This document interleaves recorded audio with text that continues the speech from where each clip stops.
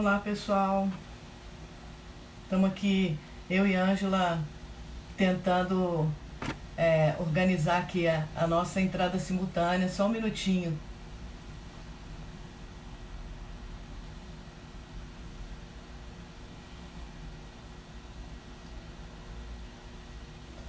Ontem à noite a gente fez um teste e deu tudo certo. E hoje tem alguma coisa aqui que eu não consigo encontrar a Ângela para aceitar ela aqui. Tem várias demandas aqui, mas eu não vejo a demanda da Ângela. Vamos falar sobre isso, sobre essas habitualidades que precisamos aí refazer, né? São muitas novidades e essa aqui é uma delas.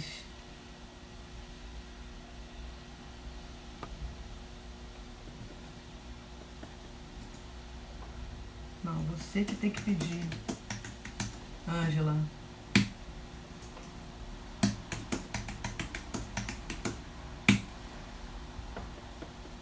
Eu acho que a Ângela estava esperando que eu chamasse, mas já disse para ela que no privado que ela precisa pedir.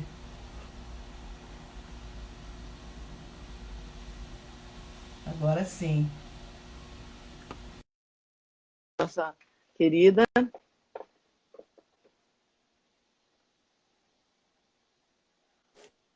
Oi, Aí. eita, as encrencas em tempo de pandemia. Você já começou E aí, aí, Moniquinhas? já estamos ao vivo? Não, você pode começar. Aham. Tá, oi, gente, quanta gente. Então, gente, hoje a gente resolveu fazer uma diferença, né, onde a pessoa que vai estar apresentando a live, que é a Mônica Alvim, vai estar como figura na parte de cima e eu como sou fundo, né, só intermediando as conversas de vocês para poder estar dando alguns toques para ela. Estamos aqui nessa quinta live da ABG, a Associação Brasileira de Gestalterapia e Abordagem Gestáltica.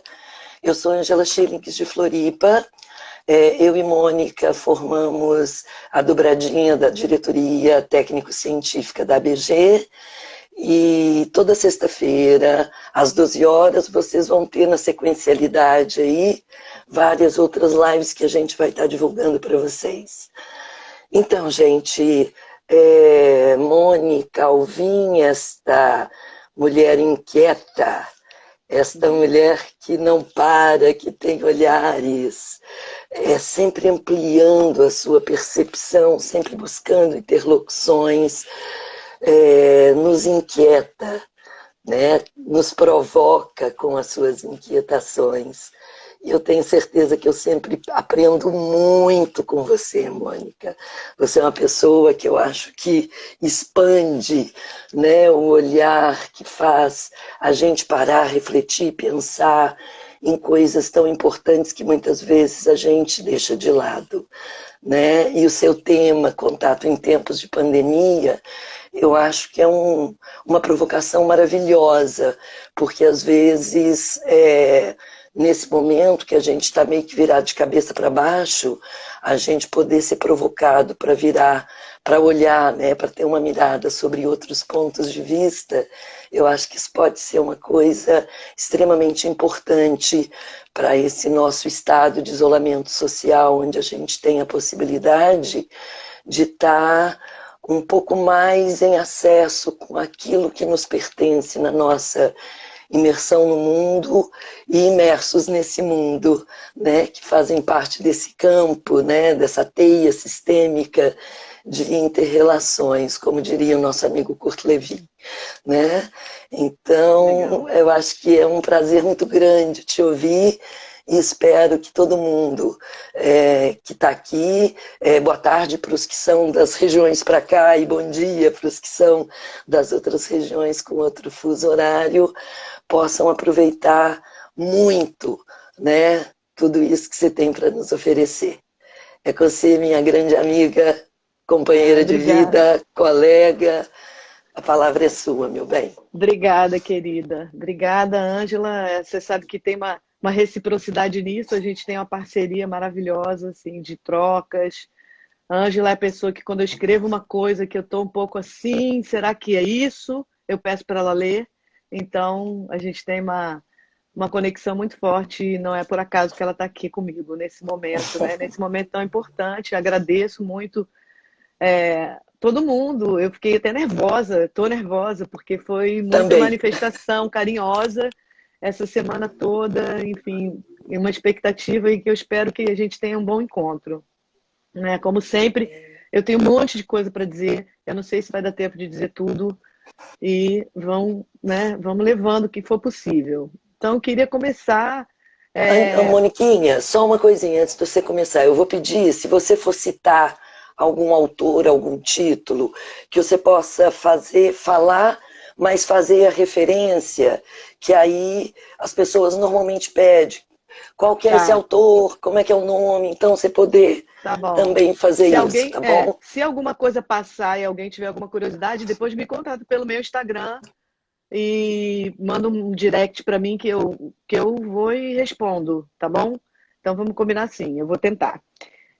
Bom, então queria começar, né, falando dessa pandemia como um acontecimento imprevisto, né, um acontecimento totalmente imprevisto que está gerando uma reconfiguração radical em tudo, está reconfigurando o mundo, as relações, a sociedade, enfim, está exigindo uma reconfiguração, né? Por enquanto ele está desconfigurando, mas e vem uma reconfiguração aí, e tem em curso. Então, eu acho muito importante para a Gestalt terapia, para os Gestalt terapeutas, que a gente possa pensar de que modo esse acontecimento está afetando os sujeitos, os modos de subjetivação ou selfing, né? E as formas de sofrimento, né? O fundo das minhas reflexões é um fundo ampliado, como a Ângela falou. Eu gosto de uma abordagem mais interdisciplinar. Eu tenho pensado muito, eu tenho lido muitas análises de filósofos, cientistas políticos, mas eu tenho também escutado atentamente lideranças comunitárias, vozes de movimentos sociais. Estou participando de várias lives e eventos e cursos online de redes, como a Rede Emancipa, o Seminário Pandemia e Periferia que tem acontecido, enfim, porque eu tenho um trabalho na favela e eu tenho um interesse muito grande de pensar não só nessa clínica tradicional do consultório, que ela é basicamente dirigida por uma parcela da população, mas eu tenho pensado muito numa outra clínica, na clínica como fronteira, como eu chamei no último artigo que saiu agora na revista da UERJ, nesse número especial sobre Gestalt terapia. Então, esse é um fundo. A outra referência clássica no diálogo com a Gestalt terapia é a fenomenologia Merleau-Ponty. A partir dele, eu sempre penso em termos de experiência, corpo, coexistência, né? Penso sempre na existência como corpo no mundo com o outro, essa existência aqui e agora que é impermanência, desdobramento temporal, devir, né? Então, e como seres no mundo, como seres de um campo organismo-ambiente, essas dimensões socioculturais, econômicas e políticas são parte intrínseca das nossas formas de existir, né? E como gestalt terapeutas, a gente não pode perder isso de vista, né? Esse fato de que a gente é mundo, de que a gente é coexistente e corresponsável por esse corpo planetário que está convulsionado agora e que está gritando, né? Como diz o Jorge, meu mestre, meu grande mestre e amigo, né? A dimensão ambiental foi esquecida. O ser humano foi definido como animal racional. E onde está o ambiental? Nós somos ambiente, né? E o Jorge foi, de certa forma, visionário, porque ele lançou há mais de um ano esse tema para o nosso congresso de Gestalt terapia nacional, né, desse ano.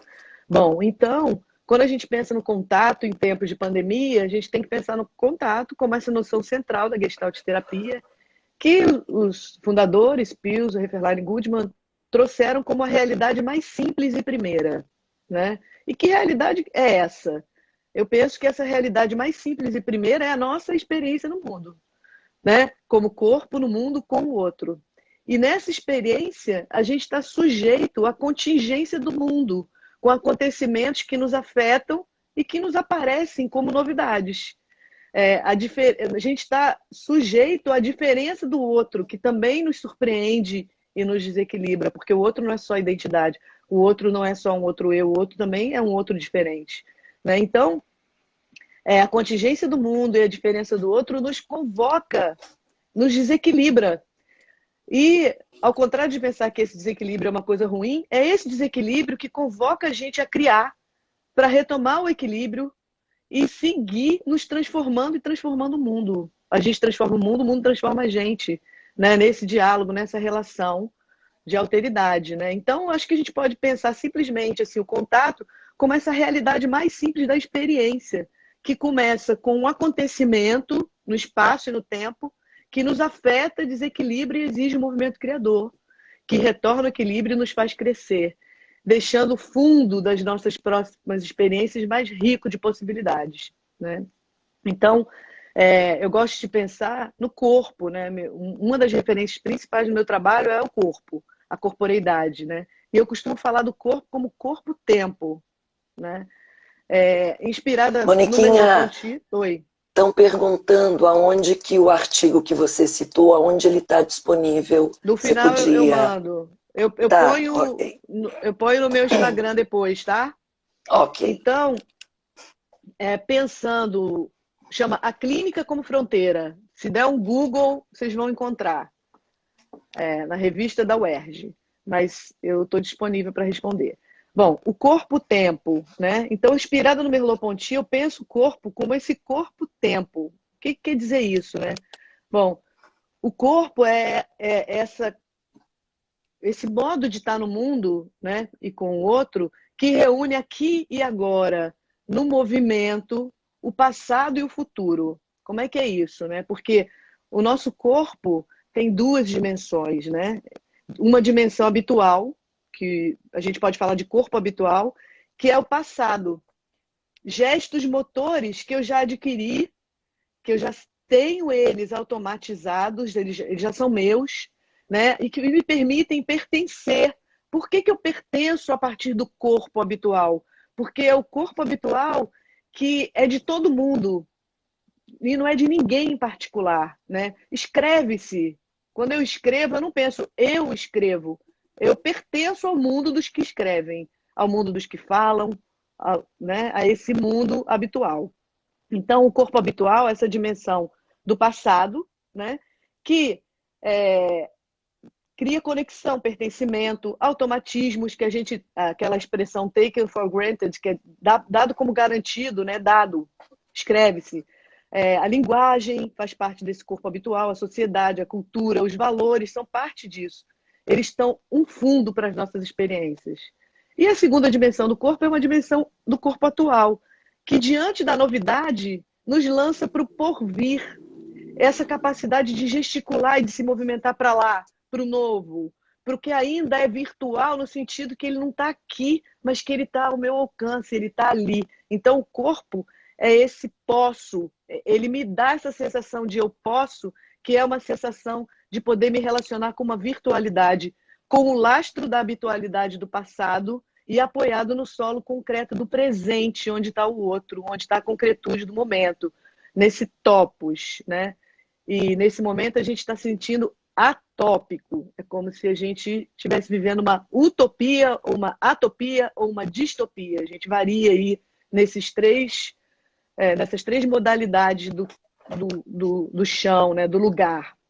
Então, quando eu penso nesse corpo-tempo, eu penso nessa potência que é o corpo de trabalhar e de transformar, né? E na Gestalt, quando a gente pensa no contato, eu não consigo ver o contato sem pensar nesse corpo-tempo, porque o contato é awareness e comportamento motor, né?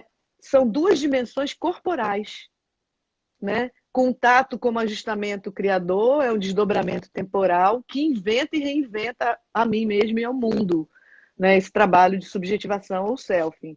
Então,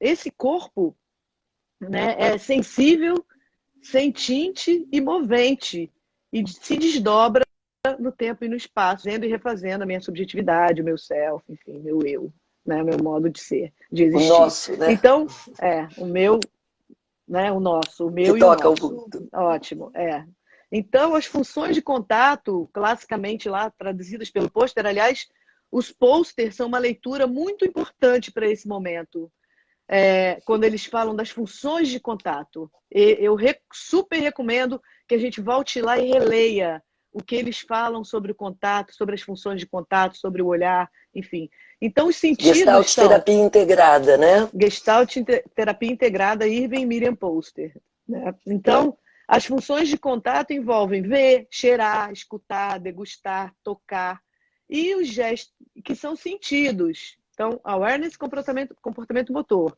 Sentidos, né? Ver, cheirar, escutar, degustar, tocar. E os gestos motores. Falar é um gesto motor e mover-se é um gesto motor. Então, as nossas funções de contato são todas corporais, né? E é como esse corpo-tempo que a gente faz contato, se transforma, reinventa a partir dessa existência em um campo. Então, quando eu falo que o corpo é uma potência política, né? Eu tem um livro que o título é A Potência Política do Corpo. Eu quero dizer que o corpo pode se conectar sensivelmente com a situação presente. É como corpo que a gente se conecta com o que está presente de modo sensível. É como corpo que as funções de contato agem, funcionam. Né? Então, eu posso me conectar, sim, com tudo que está visível, mas eu posso me conectar também com o que está invisibilizado e com o que está invisível. E é com essa conexão, com essa dimensão visível, explícita, e com essa dimensão invisível, explícita, que eu sou capaz de me afetar, de criar e de inventar. Né? Mas, para isso, a gente tem que manter a capacidade sensível, cheirar, farejar as coisas, escutar atentamente, e ao mesmo tempo, atentamente não é vigilante, é aberto, mas escutar, abrir os poros, né? Deixar o mundo falar, ouvir as vozes do silêncio, né? Porque tem uma dimensão silenciosa do mundo que, se a gente não se abrir, não respirar, a gente não escuta, né? Porque ela é uma dimensão que a gente escuta sensivelmente. Então, o Manuel de Barros, que é alguém que eu convidei para vir aqui participar dessa nossa live, né? Que é o poeta do meu coração, né? Ele diz que para a gente fazer isso, a gente tem que alcançar uma visão comungante e oblíqua das coisas. Né? Num poema que se chama Uma Didática da Invenção, ele nos dá uma lição. E eu vou resumir aqui, perdão, Manuel de Barros, mas ele fala que para palpar as intimidades do mundo é preciso saber que o esplendor da manhã não se abre com faca. É preciso saber o modo como as violetas preparam o dia para morrer. É preciso saber como pegar na voz de um peixe. E qual é o lado da noite que umedece primeiro. E ele termina dizendo: desaprender 8 horas por dia ensina os princípios. Então, o desaprender nos ensina a ver o mundo, nos ensina a desnaturalizar a percepção. E hoje eu estou preferindo falar não em desnaturalizar, porque a gente precisa se conectar com a natureza, né? Com outro sentido da natureza, mas eu estou preferindo falar em descolonizar, porque isso é muito atual e muito necessário, a gente resgatar o pensamento decolonial, sabe? E entender o que é colonização. Né? Então, descolonizar o olhar, descolonizar os sentidos, né? O que me leva a pensar em antes da pandemia. O que estava acontecendo antes da pandemia, nos últimos anos, nos últimos tempos, né? Que eu discuto muito temas do contemporâneo. O que estava acontecendo? Eu falei disso outro dia, numa outra fala. O corpo-tempo tinha virado corpo-máquina. Né? A história humana tem um longo processo de explorar e controlar o corpo. Eu vou voltar a falar disso numa live que o Paulo Barros me convidou lá no Instituto de Roraima. Está rodando aí também pelo Instagram. Eu vou falar um pouco mais dessa dominação do corpo, né? Mas, enfim, o Foucault falou disso, com a disciplina, com o biopoder. O Marx falou disso, corpo como produção do valor, como força de trabalho. Então, nosso corpo-tempo, que é capaz de criar o mundo, tem sido um corpo-máquina, a serviço da maquinaria do sistema capitalista neoliberal. Né? Trabalho, trabalho, trabalho. Voluntariamente sobrecarregados nós estávamos, né? Na ilusão de sermos reconhecidos pelo trabalho e na ilusão da felicidade pelo consumo, né? Comprar, viajar, ter e parecer, né? Então, todos nós, né, vivíamos já alterações na corporeidade relacionadas ao tempo, ao espaço e à relação com o outro, que eu acho que a gente tem que muito pensar em tempo e espaço em relação com o outro para entender essa crise e para entender como lidar com essa crise, né? Então a gente vivia pressa, velocidade, eficácia e produtividade, dessensibilização, isolamento, individualismo. A gente estava cego para o outro, cego para o mundo, cego para a natureza, né? Competitividade imensa, desarticulação de coletivos, né? Individualismo. E esse contexto, né? Esse contexto é regido pela economia como mola mestre, né?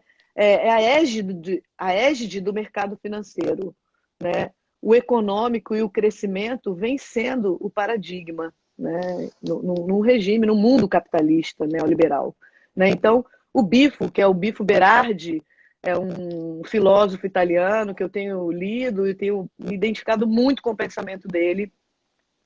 Ele fala, então, desse tempo que vem, de onde a gente vem, né?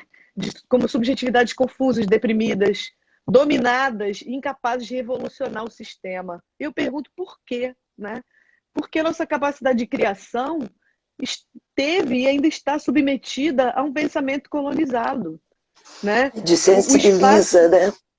Totalmente. O espaço colonizado, né? A dimensão temporal do vivido e do pensamento igualmente colonizada, capturados por uma lógica, né, do crescimento ininterrupto da economia. Crescer, produzir, consumir e acumular, né?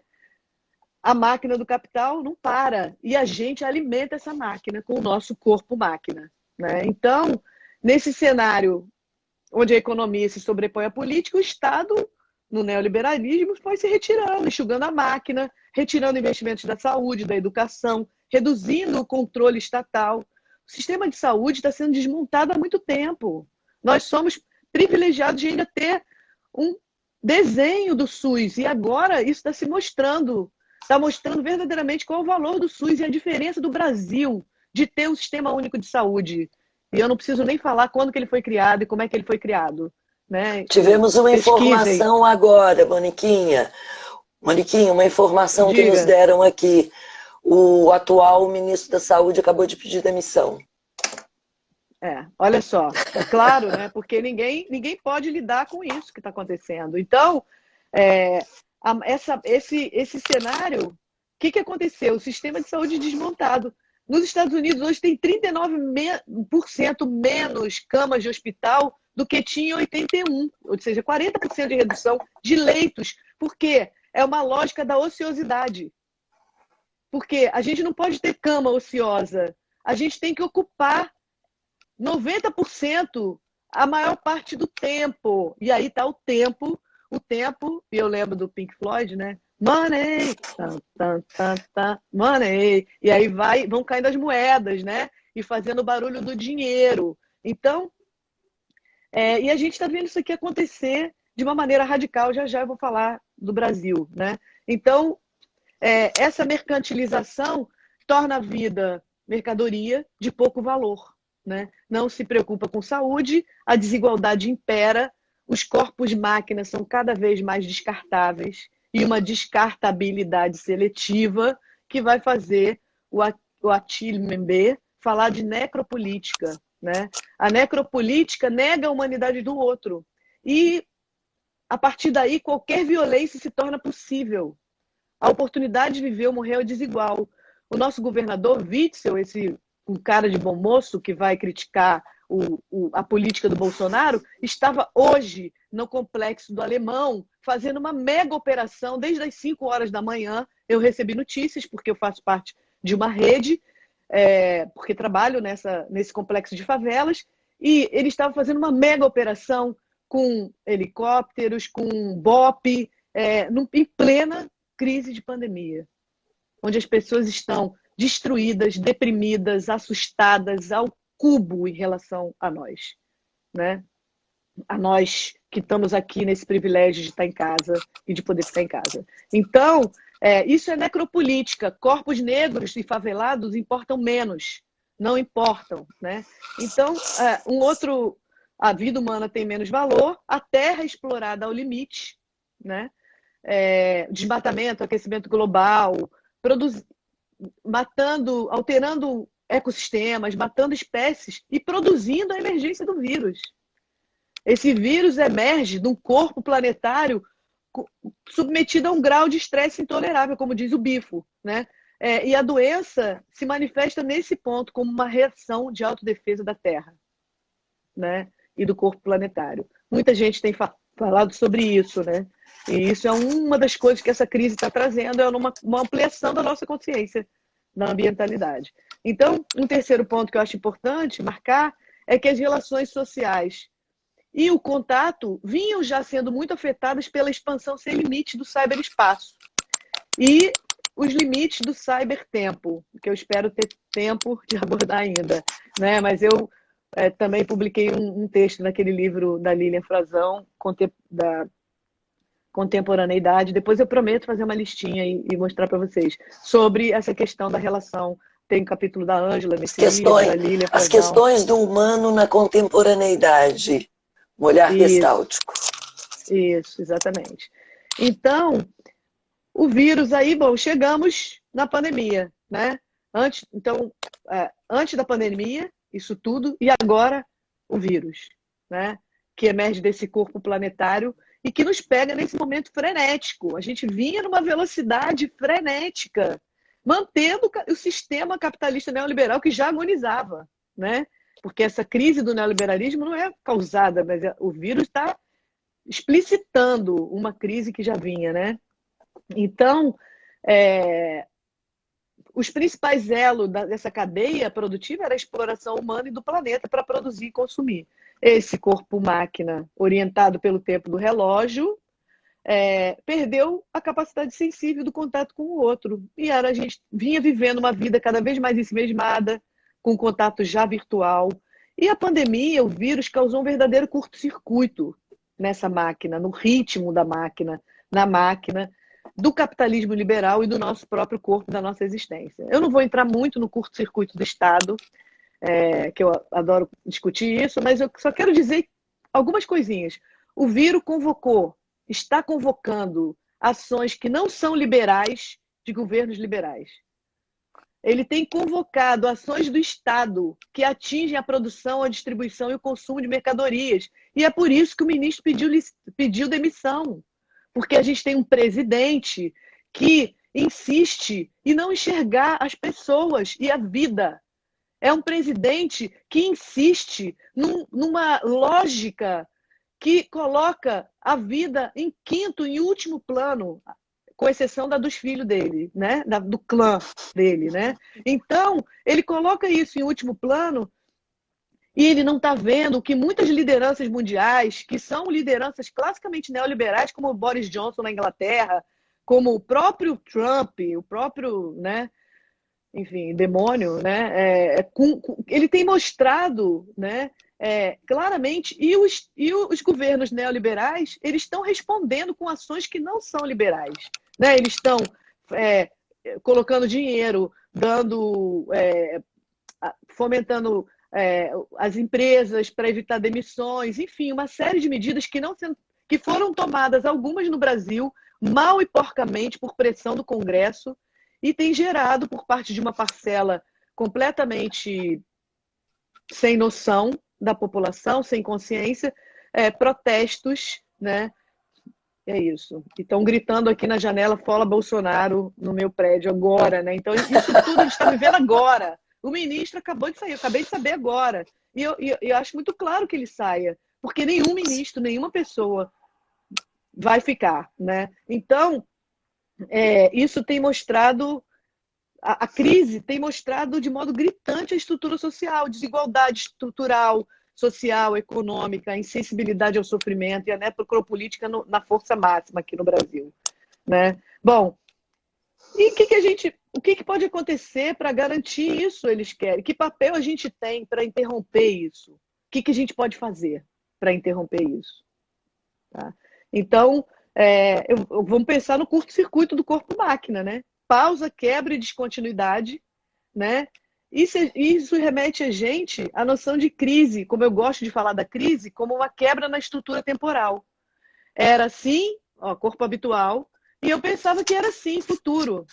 Um fundo, né, de o que foi e o que eu espero que seja, alimentando minha ação no presente, né? Então, que alterações esse circuito está fazendo no corpo-tempo, na espacialidade, na motricidade, né? O que tem aparecido na nossa clínica?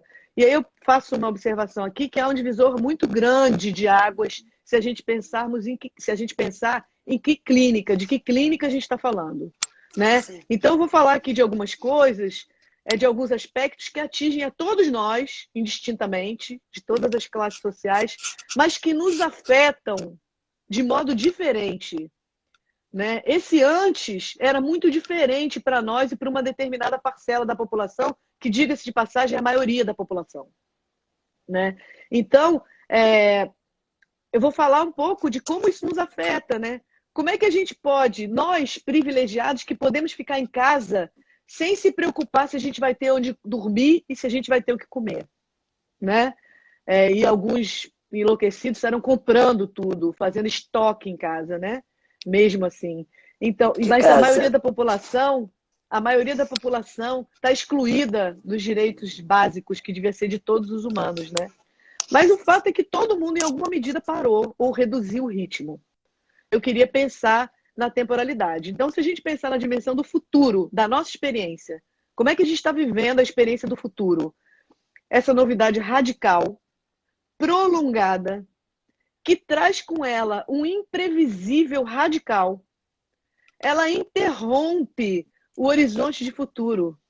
Ela contrai o futuro para muito perto do presente, em termos de tempo e de possibilidade. Então, se antes o tempo comprimiu o espaço, né, agora a gente tem uma compressão do próprio tempo no espaço do presente. Né? Gente, está tendo uma panelaço aqui na minha janela. Eu tô tá uma zoeira aqui. Enfim, fora Bolsonaro gritando, todo mundo gritando, e eu tô no antro da burguesia. Bom, então, que sempre gritou fora Dilma. Bom, então, fiquei um pouco perturbada agora, só retomar aqui. Então, essa interrupção do futuro, né, contrai o futuro para perto do presente, né, e reduz a nossa capacidade expansiva, porque esse corpo do futuro, esse horizonte de futuro, do excitamento, da awareness, ele lança a gente para o futuro, para aquilo que ainda não existe e podemos criar. Ele nos dá esse sentido do eu posso, né? Esse corpo que me diz eu posso, né? Essa potência do corpo. Então, e além disso, essa crise, ela faz uma coisa muito radical, porque ela aproxima a morte e a finitude da nossa experiência aqui e agora, né? Nunca a morte apareceu tão radicalmente. E nunca ela colocou exposto de maneira tão intensa como a gente não tem controle e como a vida pode se fragilizar e fugir de um minuto para o outro. Então, a gente está no momento de uma imprevisibilidade, falta de controle, que gera ansiedade. A gente tem vivido crises, visto e tido crises de ansiedade, né? E na favela, isso é muito pior. Crise de pânico, de ansiedade, etc. Né? Então, a situação, ela pode ser caracterizada como uma situação de emergência, que na descrição da neurose, Piltz, Revelar e Gutman falaram da situação de emergência, né, crônica, mas a gente está vivendo uma situação de emergência mais que crônica, de baixa intensidade, é uma emergência de alta intensidade e prolongada. Então, essa sensação de perigo, sobrecarregando a nossa fronteira por forças externas, gera medo e reações que a Gestalt descreve. Propriocepção reduzida e percepção aguçada. Eu tensiono meu corpo, me contraio, perco o meu movimento de expansão corporal, né? E tenho uma reação de lutar e de fugir. O medo do futuro gera contração, gera evitação, gera fixação no fechamento. Ao contrário da confiança, que gera expansão, abertura na curiosidade. Então, o terror que o vírus suscita em muita gente envolve a morte, né? Que horas são? Tá. O Aquile Ah, tem Membe, tempo. tá? Eu estou meio rápida, mas Não, não, tudo é, bem. Faltam é a 25 própria minutos ainda. situação, assim, Quando tá? faltar Então, 15, eu te dou um toque.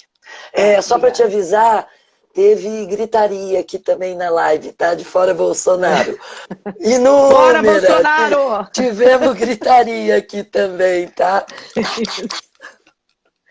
Isso. Então, acho que é isso, né? É isso que a gente está precisando, assim, de coletividade, desse corpo, esse corpo coletivo, né? É esse corpo coletivo que vai conseguir mudar as coisas. Não vai ser nosso corpo individual, né? Mas eu vou voltar a falar disso. Então, esse terror do vírus envolve a morte, né? O Achille Mbembe propôs que nessa crise, ele vai falar, a morte nos apareceu como uma possibilidade real. Uma coisa é a gente se preocupar à distância com a morte de outrem, que a gente nunca acha que vai morrer, né? A gente pelo menos evita isso, né? E esse outrem são os corpos matáveis da necropolítica. Hoje morreu não sei quantos na favela. Hoje morreu a Cláudia, que foi arrastada pelos policiais. Hoje morreu não sei quem. E a gente, né, naturaliza e vai levando. Né? Então, uma coisa... Inclusive os suicídios, né? Isso aí é uma outra coisa que tem crescido muito na favela, a ideação, não só lá, mas assim, está epidêmico, né? Entre os jovens, etc. Então, uma coisa é isso. A outra coisa é você tomar consciência repentinamente, ele vai dizer, da sua própria putrescibilidade e ter de viver na vizinhança da própria morte, né? E é isso. A gente tá convocado a sair do automatismo da vida e assumir a obrigação, ele diz, de finalmente ter que responder pela nossa própria vida. E eu acrescentaria pela vida do planeta e pela vida dos outros. E que condições a gente tem para sair do automatismo do corpo-máquina, né? Eu fico pensando no suporte, e agora vou falar um pouco do fundo, do outra parte do fundo, né? Além da expectativa do futuro, que é esse horizonte do futuro que não está na frente, mas que está no fundo, sustentando a gente na forma de expectativa, e esse outro horizonte do passado, né? Esse curto-circuito trouxe muita novidade, provocou quebra, descontinuidade, afetou nossa rotina, nos exigiu novas formas de contato. E a gente não pode mais contar com o que era dado por certo, taken for granted, né? Como se diz lá na Gestalt terapia americana. Nossos hábitos e automatismos não são mais funcionais, muitos deles, né? O que gera, em diferentes graus, sensações de desamparo, né? Se é como corpo habitual que a gente pertence, o fundo que nos sustenta está se movimentando e a gente está perdendo, ou esse suporte está, né, que nem quando a gente anda numa cachoeira e pisa numa pedra, que a pedra está meio assim, a gente está meio cambaleante, né? E essa sensação de desamparo, ela está muito forte, né? Então, a gente perdeu o amparo da rotina, das pessoas que cuidavam da nossa casa, que faziam a comida, os restaurantes de fast food que a gente ia lá, comia, escolhia, tudo que a gente podia comer, aquela infinidade. Estou falando da gente, dos privilegiados, né? Não vamos esquecer nunca disso. Sim. Né? Das pessoas que vêm para o nosso consultório. Né? Então, a gente perdeu o médico, a consulta no médico, o salão de beleza, a academia, o bar com os amigos, a convivência diária fora de casa, né? A escola dos filhos, a praia, a academia. E pessoas que já não tinham quase nada perderam o pouco que tinham. As empregadas domésticas que perderam os empregos, as diárias das faxinas, né? Então, a gente... as condições básicas que o futuro, o projeto deles, motor, é um projeto de sobrevivência apenas, né? Que vai minando um pouco um projeto existencial, ainda que exista muita potência. Eu também não gosto de falar do território da favela como um território só de carência, é um território de muita potência, de muita inventividade, de muita criatividade, né? De muita força também. Então, mas essas pessoas estão mais desamparadas do que nunca, né? A gente está desamparado porque a gente muitos perderam entes queridos com o vírus, não pode nem se despedir desses entes, né? Então, e a gente perdendo cada dia mais, eu fico com vontade de chorar quando eu falo isso, o Estado, né? Esse representante que é eleito, esses representantes que são eleitos para representar, para nos representar e para representar esse povo, né? Que é a maioria da população, esse Estado entregou a nossa bandeira e a nossa camisa amarela para os fascistas. Estou com muita raiva, né, disso, porque a gente perdeu isso até, né? E falta para a gente essa confiança no Estado, que concretamente tem demonstrado indiferença, tem demonstrado negligência. A gente não tem um presidente, a gente não tem um governo, né? Então, o nosso fundo, a nossa espacialidade, a nossa temporalidade está profundamente alterada.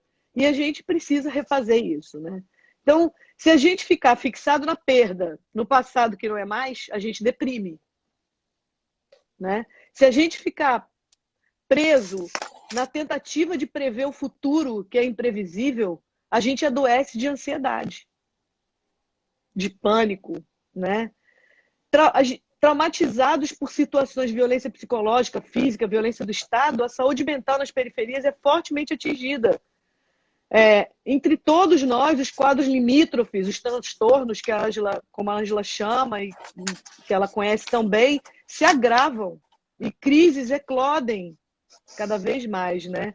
Então eu pergunto, como ter projeto sem a mínima garantia de futuro e vivendo esse desmonte do fundo que nos sustenta, né? Como fazer contato com o outro e com as relações que nos nutrem e que nos confirmam? Como cuidar do outro nesse momento em que nós estamos vivendo isso tão intensamente também, né? Os posters diziam, né, que nos modos não contíguos de contato, nos modos não contíguos, né, que é o olhar que não há contiguidade, não há toque, né? Para que esses modos de contato tenham vigor, é preciso que se ofereça ressonância. E a capacidade de ressoar com a nossa própria experiência nos capacita a responder com contato e amortecer o que a gente não aguenta fazer contato, né? Então, eu busquei e tenho busquei e trago hoje aqui para vocês mais uma poesia do Manuel de Barros, que eu encontro uma resposta que ressoa a experiência que eu estou vivendo, né? E aí, aguenta coração, né? E essa poesia dele se chama Os Deslimites da Palavra. E ele diz assim: ando muito completo de vazios. Meu órgão de morrer me predomina. Estou sem eternidades. Não posso mais saber quando amanheço ontem. Está rengo de mim o amanhecer. Ouço o tamanho oblíquo de uma folha. Atrás do ocaso fervem os insetos. Enfiei o que pude dentro de um grilo, o meu destino. Essas coisas me mudam para cisco. A minha independência tem algemas.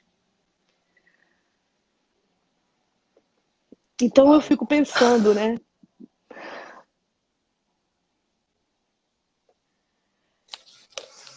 No que pode a poesia e no que pode a arte, né? No poder que elas têm de dar forma para as nossas inquietações, né? No poder que elas têm de transformar a angústia, não é acabar com a angústia, porque a gente não acaba com ela nunca, né?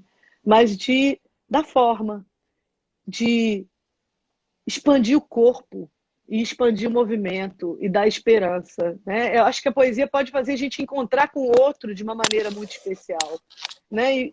E esse encontro com o outro é um aspecto que eu também gostaria de abordar, que é a questão das relações virtuais, né? Porque ela está presente na nossa vida e ela está presente na nossa prática clínica e na nossa prática docente hoje, né? Então, o nosso contato, eu falei, já acontecia em grande parte no cyberespaço, com nossos smartphones, fones de ouvido, vendo o mundo por telas, e a gente já vivia uma cena onde a rua e o espaço coletivo parecia mais virtual que tudo, né? Eu discuti isso longamente naquele texto que eu falei, sobre questões do humano na contemporaneidade, né? Que eu falo da produtividade, da virtualidade, né? A gente vivia isso com os nossos smartphones, fones de ouvido, vendo o mundo por telas, né? E a gente já vivia uma cena da virtualidade, né? Então, lá eu falei bastante com o Merleau-Ponty, tem várias coisas lá que acho que podiam se interessar, né? Nos interessar.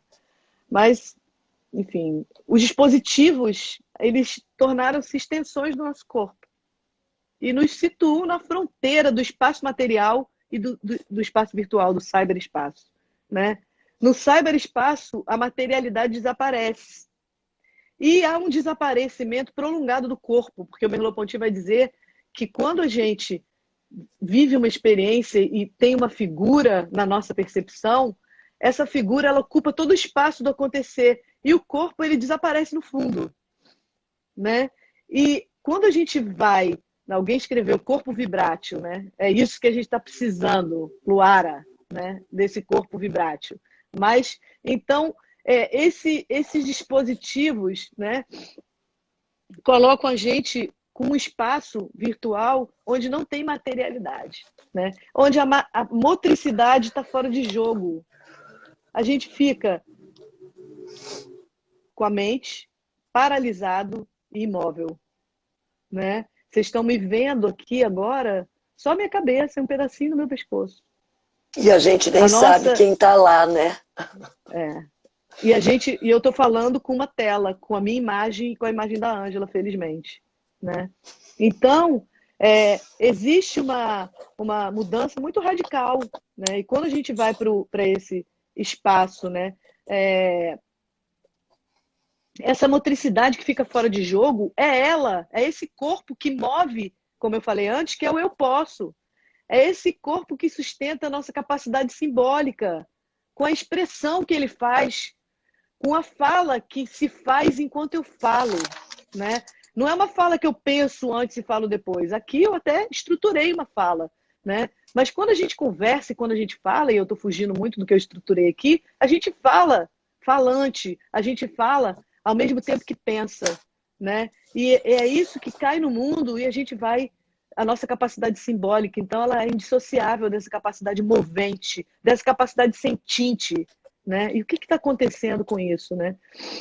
O cybertempo, o Bifo fala bastante também do cybertempo, ele vai falar do tempo mental, dessa capacidade de atenção, né? Que tem um limite para esse tempo mental, que a nossa capacidade de elaboração mental não é no cybertempo, ela não é ilimitada, né? Que a gente tem limite da mente humana, o limite orgânico, o limite emocional, o limite cultural, né? Então, num ponto de cruzamento e de tensão entre a expansão do cyberespaço, a contração do espaço material, né?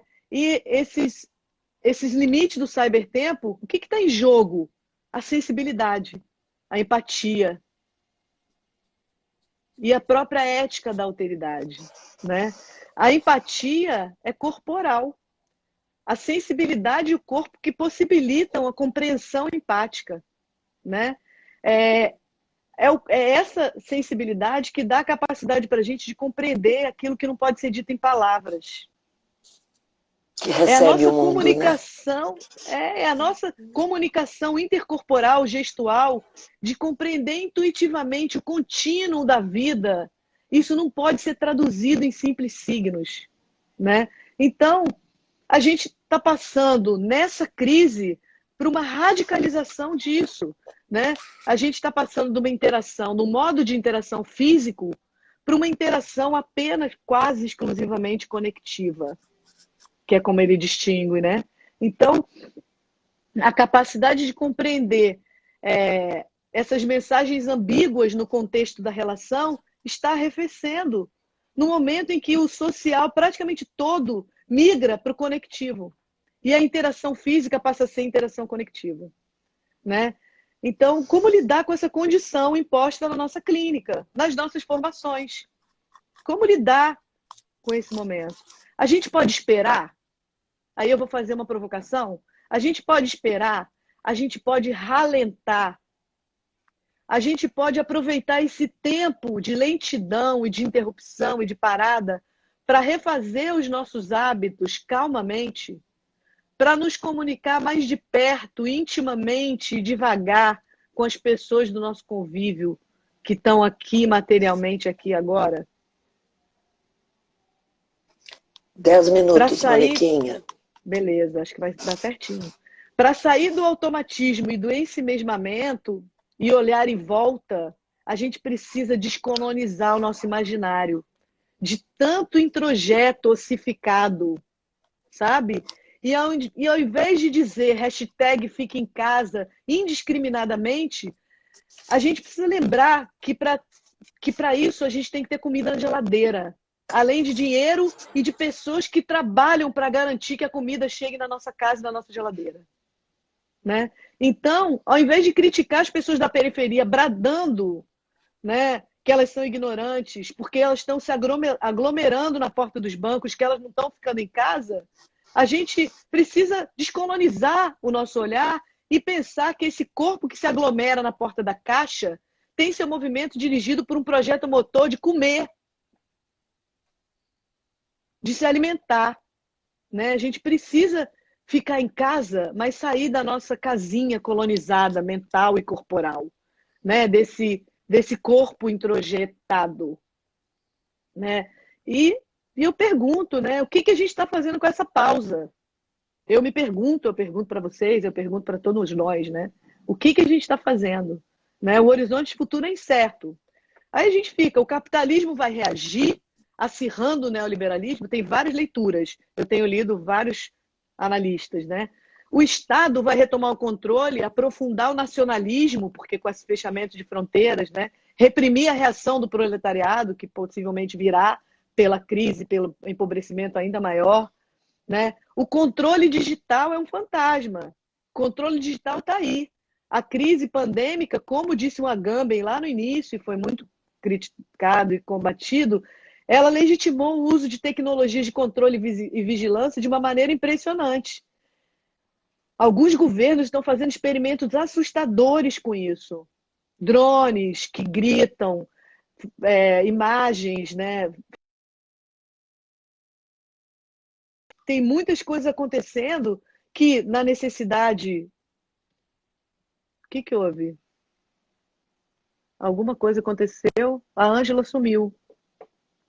Vocês estão me ouvindo? Gente, fala se vocês estão ouvindo.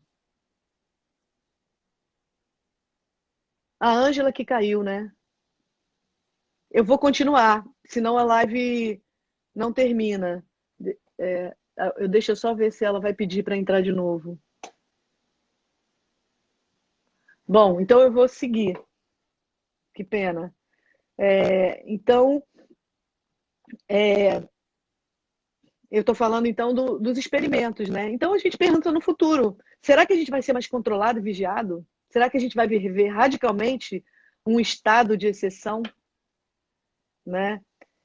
Eu escolho ficar com as projeções mais otimistas. Né? Eu sou uma pessoa otimista, né? E eu sempre lembro da Laura Pils, quando ela diz que no momento que a gente está mais cambaleando, que a gente está mais descentrado, como diria o Merleau-Ponty, é o momento mais fértil para a criação. Né? Então, o corpo-tempo, ele se alimenta do contato com o outro, né? Do sentir, do afetar-se. O corpo-tempo é o corpo que sonha. Eu acho que ela pediu de novo, peraí. Não. O corpo-tempo é o corpo que sonha, que imagina, que pode se relacionar com o virtual, com aquilo que ainda não é. Né? O Bruno Latour, que é um outro filósofo, ele convidou a gente, aí, recentemente, agora nessa crise, a imaginar gestos que possam barrar o retorno da produção pré-crise. Né? No pós-crise, barrar que a coisa retorne, voltar ao normal. Né? Que normal é esse? Né? Ai, gente... Ai, ela aqui de novo. Ela vai voltar. Então, Assim como, Caí, não sei por assim quê. como o Bifo, tudo bem. Assim como o Bifo, né? O Bruno Latour convida a gente a aproveitar esse tempo da lentidão para resgatar nossa capacidade de imaginar o futuro, né? É, o Latour propõe que a gente suspenda o sistema produtivo com nossos pequenos, estou citando, suspender o sistema produtivo com nossos pequenos e insignificantes gestos, acoplados uns aos outros, e abandonar a produção como o único princípio de relação com o mundo, né? E eu pergunto, a gente pode ser feliz sem consumir e sem produzir, né? 5 minutos, Então, Moniquinha. beleza. Então, eu tenho falado bastante também numa ética da lentidão, como esse requisito para a gente retomar a capacidade sensível, né? E eu fico me conectando com as coisas que estão acontecendo, com as redes que estão sendo montadas nas favelas, com os movimentos que nascem da precariedade, mas que refletem maior empoderamento e capacidade de organização em rede, né? Com os movimentos sociais que vieram para ficar, que não tem volta, né? A gente está vendo Paraisópolis, o Alemão, tantas outras redes, né? O Jean-Luc Nancy fala do vírus como um comunavírus, porque o vírus nos comuniza, né? Para copertinência, para interdependência. Então, aqui agora a gente tem, é o que a gente tem, é o aqui e agora radical, né? E o corpo-tempo vive, sabe? E eu vou terminar com uma poesia, de novo, do Manuel de Barros, né? Que eu acho que ela é uma linguagem universal que pode dar forma para as nossas experiências mais intensas. E é em Retrato do Artista Quando Coisa. Ele diz assim: a maior riqueza do homem é sua incompletude. Nesse ponto, sou abastado. Palavras que me aceitam como sou, eu não aceito. Não aguento ser apenas um sujeito que abre portas, que puxa válvulas, que olha o relógio, que compra pão às 6 da tarde, que vai lá fora, que aponta lápis, que vê a uva, etc, etc. Perdoai, mas eu preciso ser outros. Eu penso renovar o homem usando borboletas. Eu acho que é isso. Obrigada, gente. Uau, Moniquinha, que lindo. Que lindo. Eu acho que é esse convite, né, que você nos dá para que a gente possa realmente usar esse tempo que temos, né, esse tempo que nos é imposto, para poder perceber o que estamos fazendo conosco, na nossa inserção no mundo, como deixamos que o mundo, né, nos toque, nos movimente, para sairmos disso que você diz, né, desses introjetos tão desensibilizantes, né, que acabaram tomando conta da nossa vida e a gente muitas vezes não estava se dando conta, né? Então eu acho que essa expansão, essa ponta-cabeça, né, que essa pandemia está podendo nos dar, como nos aproxima, né, como nos aproxima da dor, a dor desse mundo que grita, né, que eu acho que esse pulsante volta a estar presente, a sensibilização, a minha sensorialidade pode novamente estar disponível no ver, no tocar, no cheirar, no sentir o gosto, o tato, né, no ouvir. É muito importante toda essa rede de conexões que você nos traz. E estamos aqui com milhares de palmas, agradecimentos, gente maravilhosa, maravilhosa, maravilhosa, querida, nós temos inúmeros elogios a você, meu amor.